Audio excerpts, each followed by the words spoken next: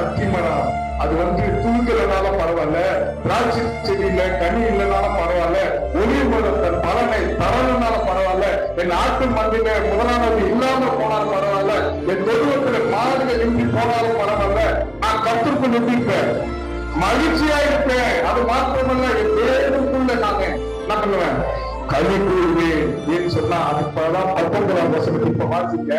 அங்க என்ன சொல்றாரு, ஆண்டவராகிய கர்த்தர் என் மேல அவரின் கால்களை மான் கால்களை போலாக்கி என்ன பண்ணார், உயர்ந்த ஸ்தலங்களில் என்ன நடத்த பண்ணுவார். அல்லேலூயா. மாற்றுவார், எல்லாவற்றையும் ஆண்டவர் மாற்றுவார். துளிக்காம போனாலும் இனி துளி விடும், இனி வசந்த காலமா இருக்கும், ஒளியமான பலனை தரும். அதான் சொல்றாரு. இது எல்லாமே போனாலும் நான் என்ன பண்ணுவேன், ஆண்டவருக்குள்ள நாங்க எப்பவுமே இருக்கிற மாதிரி சந்தோஷமா இருப்பேன். சொன்ன கர்த்தருடைய கரத்துல நன்மை பெற்று நாம் என்ன பண்ணக்கூடாது, தீமையை பெற வேண்டாமா.